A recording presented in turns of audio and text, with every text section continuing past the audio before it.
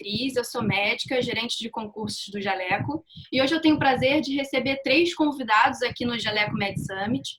O Miguel, que é médico formado na UERJ e fundou a Liga de Anatomia. O Milton, também médico formado na UFRJ e que fundou a Liga de Medicina de Família e Comunidade. E a Dani, que é acadêmica de Medicina da Estácio e que fundou a Liga Acadêmica de Habilidades e Simulação.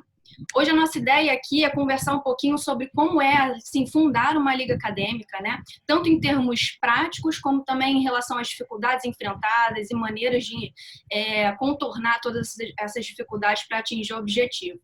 Vou começar, então, chamando o Miguel para conversar um pouquinho com a gente sobre como foi fundar a Liga de Anatomia da UERJ, que é uma liga, assim, bastante interessante, uma liga que tem vários projetos incríveis, né, e que consegue o engajamento de diversos alunos. E para contar também um pouquinho nesse meio tempo aí como é que foi fundar e também quais foram as dificuldades que ele enfrentou e como ele fez para contornar isso tudo.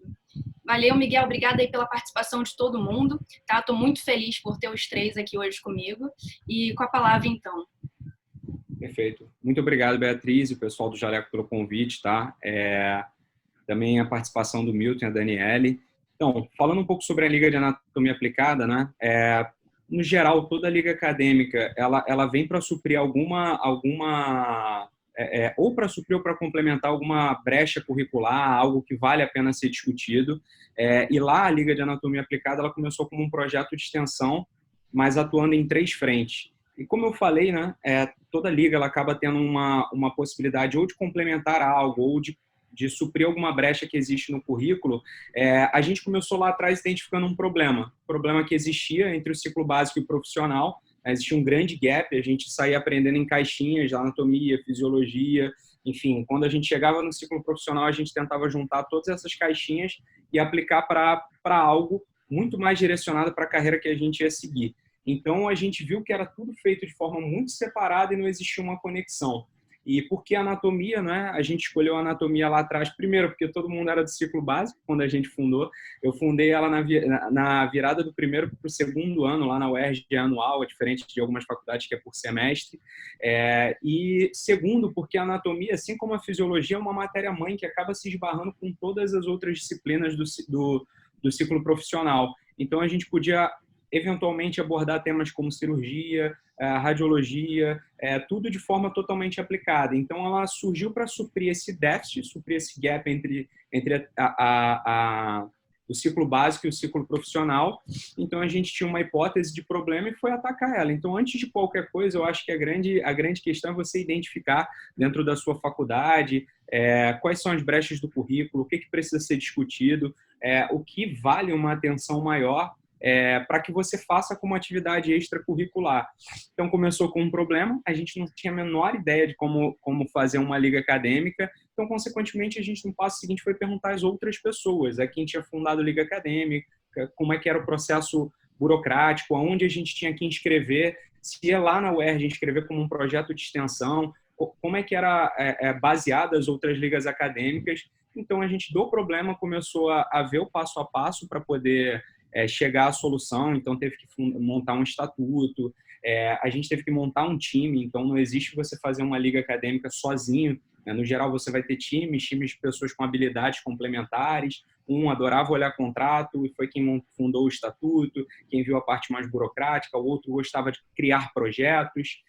Lá, como a liga ela foi muito fundada nesse tripé, né? Ensino, pesquisa e extensão. Então, no geral, a gente dividiu grupos para cada uma dessas pernas do tripé, de acordo com a aptidão que cada um tinha, desejo, e sempre todo mundo que passava pela liga tinha muito o objetivo de complementar o currículo, gerar impacto e buscar um pouco aquele nosso propósito inicial de conectar o ciclo básico com o profissional.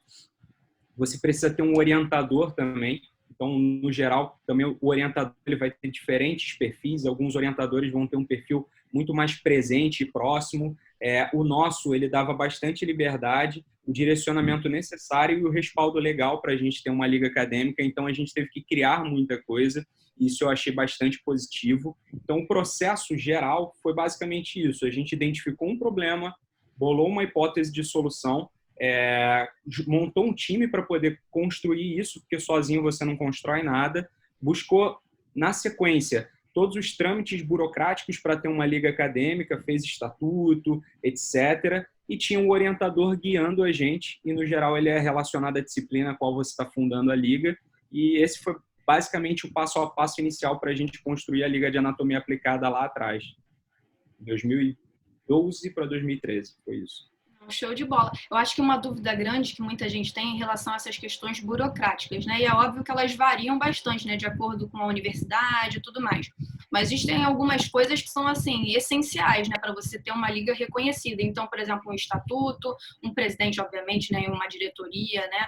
Um orientador. Mas o que você acha, assim, Miguel, Milton, também todo mundo pode até opinar, que é, digamos assim, essencial para que funcione e para, obviamente, a liga seja reconhecida, né? Bem, bastante coisa você pontuou aí já. O próprio estatuto, um orientador atrelado à disciplina a qual você está abordando. Você precisa ter uma organização, tá? Bem estruturada, e aí uma diretoria. A forma como a diretoria vai estar organizada vai variar também de liga para liga, mas no geral um presidente, um vice-presidente, um tesoureiro que vai cuidar da parte financeira.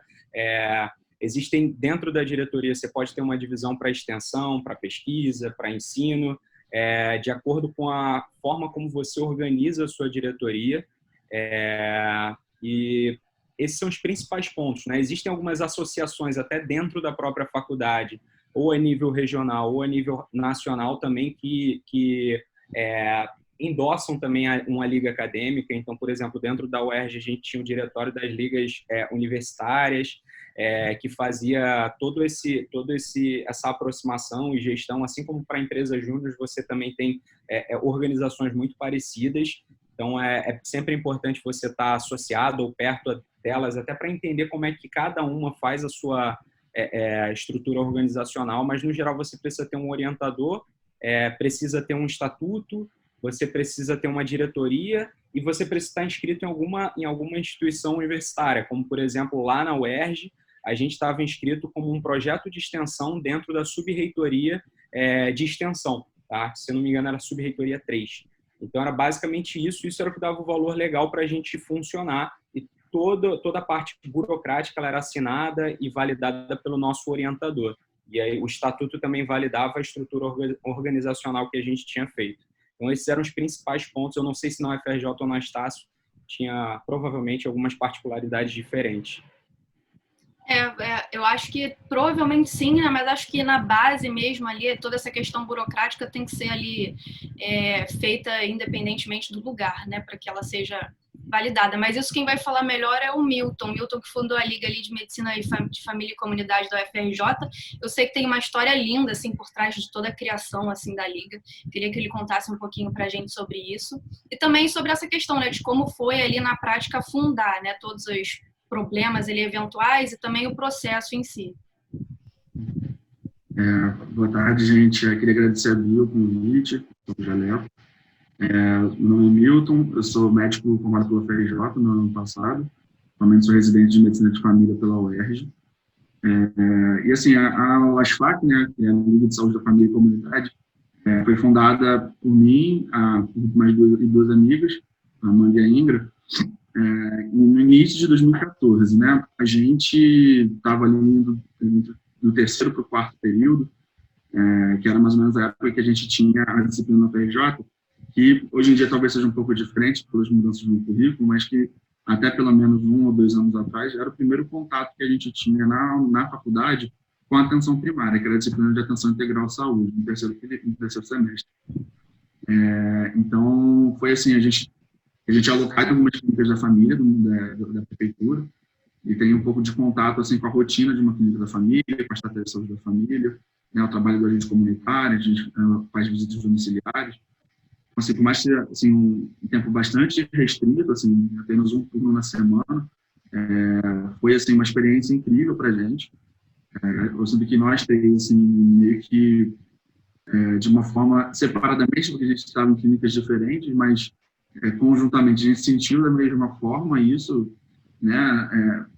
Assim, porque na UFRJ, até o terceiro período, a gente praticamente não tem nenhum contato fora da parte biomédica, né? A gente tem matérias ali com uma base científica muito importante, uma base laboratorial muito importante, mas, assim, do ponto de vista clínico, a gente não tinha muita coisa. Então, o AIS foi a primeira experiência assim, que a gente viu que é na prática, assim, o médico atendendo, né, enfim, como é que é a rotina.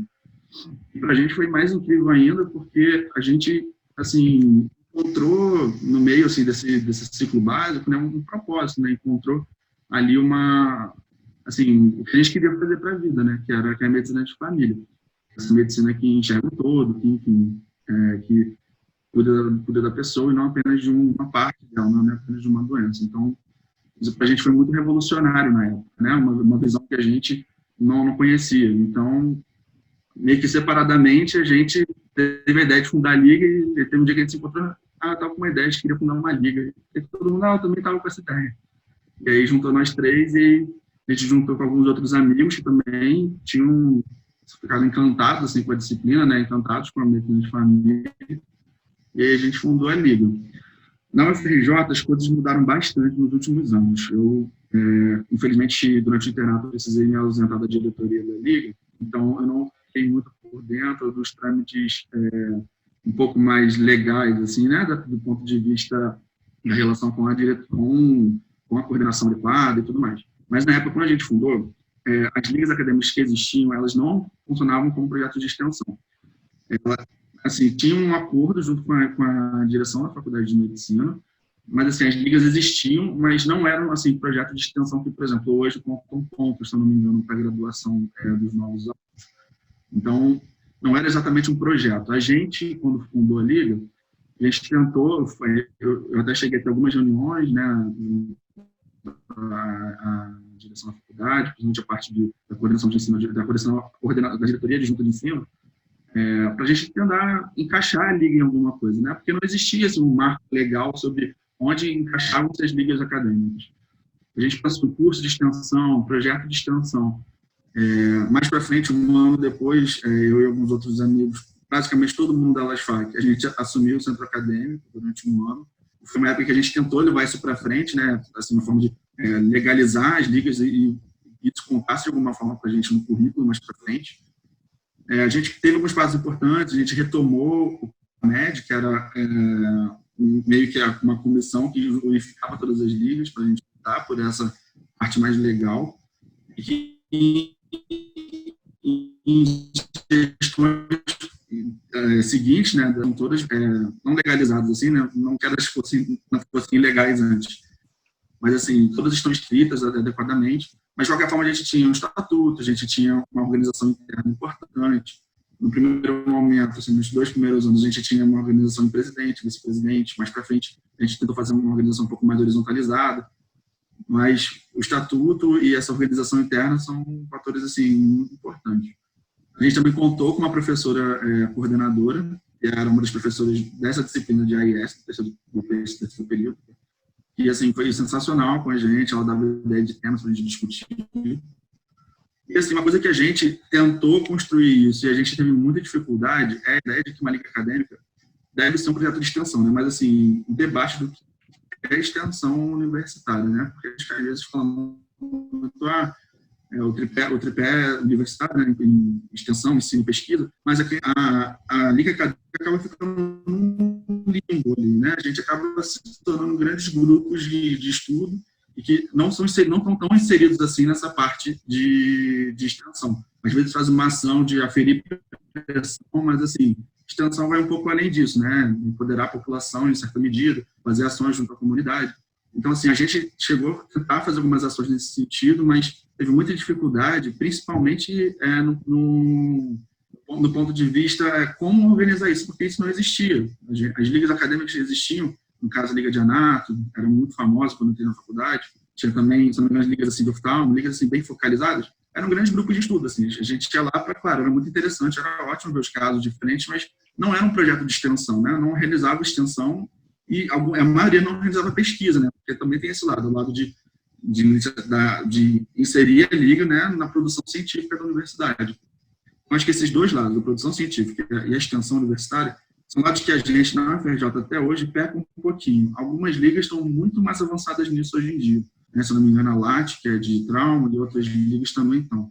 Mas eu acho que esse é um ponto que acho que vai até um pouco além da UFRJ. Acho que esse é um ponto que engloba outras universidades também, faculdades, né? Que a gente acaba, às vezes, tendo essa visão muito assim, de estudo que é importante, de sanar as dificuldades que a gente, os furos, né, que o Miguel falou, que a gente tem no nosso currículo, que são enormes, né, em diversas áreas, mas acaba deixando de lado um pouco a parte mais interessante da Liga, que seria exatamente promover uma ponte ainda mais interessante junto à comunidade não científica, né, e a produção científica por parte dos alunos, né. Eu acho que mais ou menos isso. Não sei se... Eu acho que isso tudo que você falou realmente é exatamente isso, né? Eu cheguei também a ser presidente no início ali da graduação da Liga de Anato e realmente a gente não era um projeto de extensão. Eu não sei se agora, desde que eu saí da universidade, se eles conseguiram, assim, de fato se tornar um projeto de extensão, né?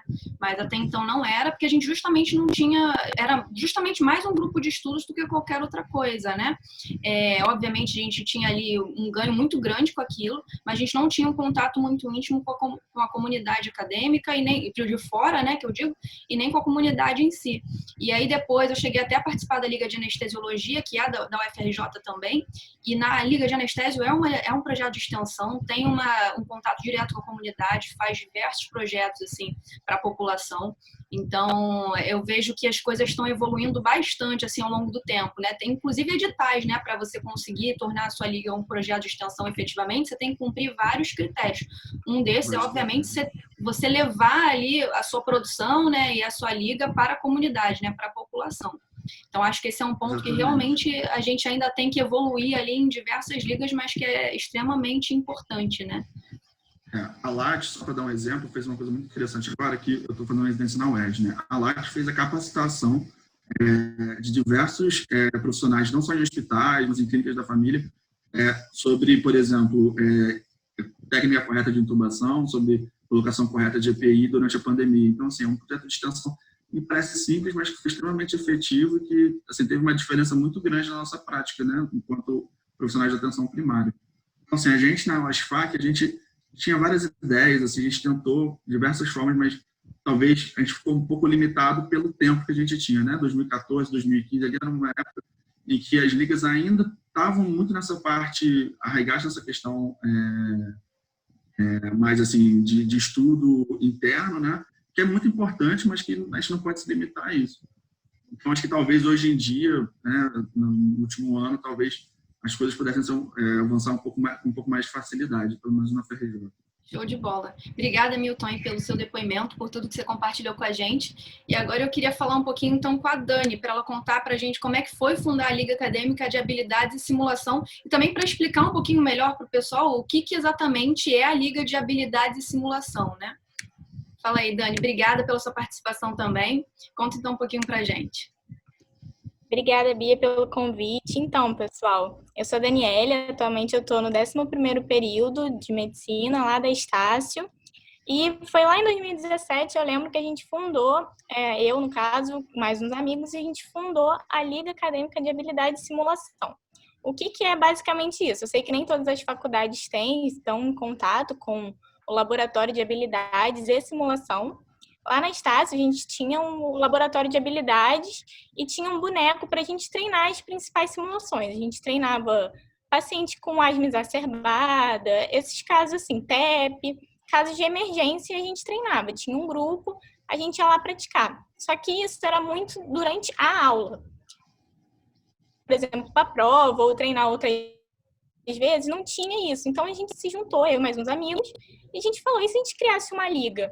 Que essa liga a gente poderia ter acesso a esse simulador com a ajuda do orientador e a gente poderia treinar mais esses casos, porque a gente não tinha acesso livre a esse boneco, né? Era mais assim, durante a aula mesmo ou durante a monitoria. Então, se a gente quisesse treinar algum dia, assim, tô querendo treinar um tema, a gente não podia. E com a liga, como o orientador ficava lá com a gente junto, era mais fácil da gente conseguir esse acesso. Aí a gente falou assim, vamos criar uma liga então. A gente fundou essa liga, teve todas essas partes burocráticas, né, que o Miguel e o Milton já falaram. A gente tinha que criar um estatuto, tinha que ter um presidente, um vice-presidente. E uma coisa que eu até ia fazer uma consideração na fala do Miguel, é muito importante a gente escolher bem o diretório que vai compor, né? Porque não adianta você pegar gente que só goste do tema, mas que também não é organizado, não sabe basicamente como funciona uma liga, não sabe essa burocracia que tem, que também não vai te ajudar em nada. E aí, quando você for fazer um exemplo, a pessoa vai estar lá só de figurante. Então, é muito importante você saber quem vai compor o seu diretório, até para você não ficar sobrecarregado e cair tudo em cima de você num evento, por exemplo. Aí, a gente foi juntando, a nossa liga basicamente era para discutir esses casos rotineiros de emergência, de simulação. A gente fazia prova para ligantes, fazia eventos. Nesses eventos, lá no laboratório, tinha um telão que transmitia o que você fazia dentro do laboratório, que é como se fosse uma maca, um paciente lá e ia vendo cenários. A gente transmitia e tinha os casos. Era bem legal e aprendia muito. Eu acho que a liga em si é para você se aprofundar mais num certo tema, né? Então, era uma coisa assim, muito boa, que a gente aprendia muito com esse contato. As reuniões eram geralmente uma vez por semana, de 15 em 15 dias. Aí depende de cada liga, de como os ligantes podem comparecer, né? Mas era basicamente isso.